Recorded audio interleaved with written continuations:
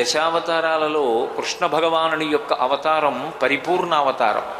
పరిపూర్ణావతారమైనటువంటి కృష్ణ భగవానుడి యొక్క అవతారం వచ్చినటువంటి కాలము, దేశము ఈ రెండూ కూడా చాలా విశేషమైనటువంటివి. ఎందుచేత అంటే ఆయన శ్రావణ మాసంలో కృష్ణపక్షంలో ఉన్నటువంటి అష్టమి నాటి అర్ధరాత్రి అవతారాన్ని స్వీకరించారు.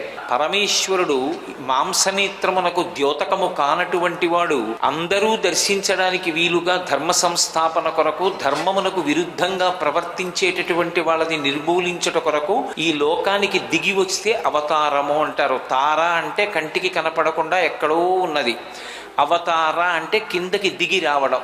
అలా క్రిందికి దిగి వచ్చినటువంటి ఈశ్వర సంబంధమైనటువంటి అవతారములలో పరిపూర్ణ అవతారము కృష్ణావతారము. మనకి ఎలా అయితే శ్రావణ మాసం వస్తే వర్ష ఋతువు వచ్చి ఆకాశమంతా నల్లటి మబ్బులు కమ్మి చీకటిగా ఉంటుందో, అలాగే దేవతలకి కూడా కృష్ణపక్షం రాత్రి, శుక్లపక్షం పగలు. కృష్ణపక్షం రాత్రి అయితే 15 రోజులు ఉండేటటువంటి పక్షంలో మధ్యలో ఉండేటటువంటి అష్టమి తిథి అర్ధరాత్రి. మనకే కాదు, దేవతలకి కూడా అర్ధరాత్రి. సరే, మనకి రాత్రివేళ బాగా చిమ్మ చీకటి కమ్మి ఉన్నటువంటి సమయమైనటువంటి అర్ధరాత్రి వేళ కారాగారంలో పరిపూర్ణావతారమైనటువంటి కృష్ణావతారం ఆవిర్భవించింది. దేవకీ వసుదేవులు తల్లిదండ్రులైనప్పటికీ వాళ్ళు కూడా ఆవిర్భవించినటువంటి అవతారాన్ని చూసి ఆశ్చర్యచకితులయ్యారు. పోతన గారు భాగవతంలో దశమస్కంధంలో పరిపూర్ణావతారమైనటువంటి కృష్ణావతారం ఆవిర్భవించినటువంటి సందర్భాన్ని వర్ణిస్తూ జలధరదేహు నాజాను చతుర్బాహు సరసీరు అక్షు విశాలవక్షు జారుగదా శంఖ చక్ర పద్మ విలాసు కంఠ కౌస్తుభమణి కాంతిభాను కమనీయ కటిసూత్ర కంకణ కేయూర శ్రీవత్సలంచనంచిత విహారు మరుకుండల ప్రభాయుత కుంతలలలాటు వైఢూర్య మణిగణ వరకిరీటు బాలు పూర్ణేందు రుచిజాలు భక్త లోకపాలు సుగుణాలవాలు కృపావిశాలు చూచి తిలకించి పులకించి చోద్యమంది ఉబ్బి చెలరేగి వసుదేవుడు ఉత్సహించే అన్నారు. పుడుతూనే జలధరదేహు, నల్లటి మబ్బెలా ఉంటుందో అటువంటి వర్ణంతో ఆవిర్భవించాడు. ఆజాను చతుర్బాహు, దీర్ఘమైనటువంటి బాహువులతో 4 చేతులతో శంఖచక్ర గదా పద్మములను పట్టుకుని పట్టుపీతాంబరంతో కౌస్తుభమణితో వనమాలతో ప్రకాశిస్తూ సాక్షాత్ శ్రీ మహావిష్ణువు కారాగారంలో పరిపూర్ణావతారమైనటువంటి కృష్ణ భగవానుడిగా ఆవిర్భవించాడు. మరి స్వామి ఎందుకు శ్రావణ మాసంలో ఉన్నటువంటి బహుళపక్షంలోని అష్టమి నాటి అర్ధరాత్రి వేళ మాత్రమే ప్రభవించాలని నిర్ణయం చేసుకోవాలి అంటే, అది కటిక చీకటితో కూడుకున్నటువంటి సమయం. నల్లని వర్ణము, నల్లని మబ్బు యొక్క కాంతి ఎలా ఉంటుందో కృష్ణుని యొక్క కాంతి అలా ఉంటుంది. ఆ నల్లని మబ్బులో చల్లతనం ఎలా ఉంటుందో భగవానుని యందు అపారమైనటువంటి కారుణ్య స్వభావం ఉంటుంది. శంకర భగవత్పాదులు శివానందలహరి చేస్తూ కారుణ్యామృతవర్షిణం ఘన విపద్గ్రీష్మచ్చిదాకర్మటం విద్యాసస్య ఫలోదయాయ సుమనః సంసేవ్యమిచ్ఛాకృతిం భక్తం నృత్య మయూరమద్రి నిలయం చెంచజ్జటామండలం శంభో వాంఛతి నీలకంధర సదా త్వం మే మనశ్చాతకః అంటారు. భక్తులు చాతకపక్షులైతే పరమేశ్వరుడు మబ్బు లాంటివాడు.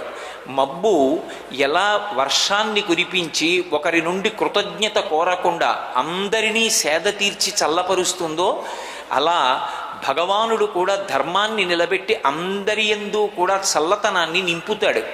అలా నింపగలగడం ఆయన యొక్క మబ్బుతో కూడినటువంటి వర్ణానికి సమానత్వం.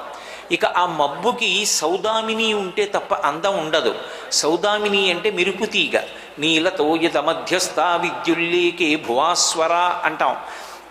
ఆ మెరుపుతీగ ఏది అంటే కృష్ణ భగవానుడు ఈ లోకానికి అందించినటువంటి జ్ఞానము. కటిక చీకటిలో ఉండడము అన్న మాటకు అర్థం ఏమిటంటే ఏ వస్తువు ఏది అన్నది తెలియకపోవడం.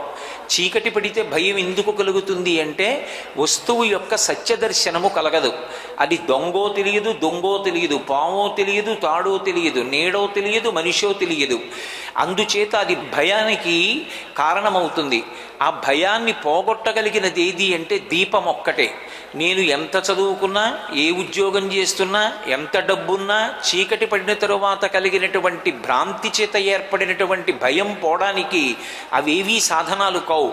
ఒక్క దీపాన్ని తీసుకొచ్చి అక్కడ పెడితే అసలు సత్యవస్తువు ఏదో తెలుస్తుంది. ఇది పాము కాదు తాడు అని తెలియగానే అప్పటి వరకు పాముని చూశాననేటటువంటి కారణం చేత కలిగినటువంటి భయం అంతా ఆవిరైపోయి సంతోషం మనసులో నిండుతుంది.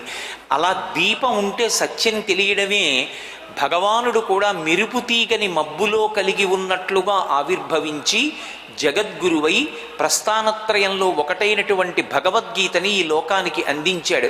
అందుకే కృష్ణ భగవానుణ్ణి జగద్గురువుగా కీర్తిస్తాం. కృష్ణం వందే జగద్గురుం. మహానుభావుడు, జ్ఞానకారకుడు. భాగవతంలో కృష్ణ భగవానుని యొక్క కథ నేను చదవను అనడానికి ఎవరికీ ఆస్కారం ఉండదు. ఎవరు ఎటువంటి వారు కానివ్వండి, వారికి మాత్రం కృష్ణుడి పట్ల ప్రేమ ఉంటుంది. మిగిలినటువంటి దేవతామూర్తులతో అనుబంధం పెట్టుకోవడానికి ఆ స్వామికి ఎటువంటి గుణమున్నదో ఆ గుణము మన యందు ఉంటే తప్ప పరిపూర్ణమైన ప్రీతి కలగదు. రామచంద్రమూర్తి యందు పరిపూర్ణమైన భక్తి కలగాలి అంటే ధర్మమునందు అనురక్తి ఉండాలి. కానీ కృష్ణ భగవానుడి యొక్క పరిపూర్ణ అవతారాన్ని మీరు పరిశీలించండి. ఆయన వెన్నదొంగ. సరిగ్గా అర్థం కాకపోతే రాసలీల జారత్వంలా కనపడుతుంది. ఆయన గొప్ప సంగీత విద్వాంసుడు. చక్కటి వేణువుని మ్రోగిస్తూ ఉంటాడు. ఆయన గొప్ప నృత్యశాస్త్ర విశారదుడు, గొప్ప నృత్యం చెయ్యగలిగినటువంటి వాడు. అందుకే మామూలు రంగస్థలం మీద నాట్యం చెయ్యడం కాదు, కాళీని యొక్క నూట ఒక్క పడగల మీదకెక్కి తొక్కుతుంటే ఒక్కొక్క పడగ దిగి ఒక్కొక్క పడగ పైకి లేస్తుంటే దాన్ని తోక పట్టుకుని ఒక పడగ మించి ఒక పడగ మీదకి దూకుతూ వెస దామోదరు పాధఘాతనగతుల్ వేవేల చందంబులన్ ప్రసభాటోపముజూప బాపపణ భృచ్చటామండలం బసహం వై పగిలెన్ మణుల్ చెదరగా నాశ్యంబులన్ సునితం బెసగన్ దంస్ట్రలు నుగ్గుగాగ గరళవహ్ని జ్వాలికల్ వెల్వడన్ అంటారు. ఆ పడగలు బద్దలైపోయి అందులోంచి రక్తము విషము కారిపోయి పడగలలో ఉన్నటువంటి మణులు చెదిరిపోయేటట్టుగా నృత్యం చేసినటువంటి అద్భుతమైనటువంటి స్వామి. సర్వం శ్రీ ఉమామహేశ్వర పరబ్రహ్మార్పణమస్తు. స్వస్తి.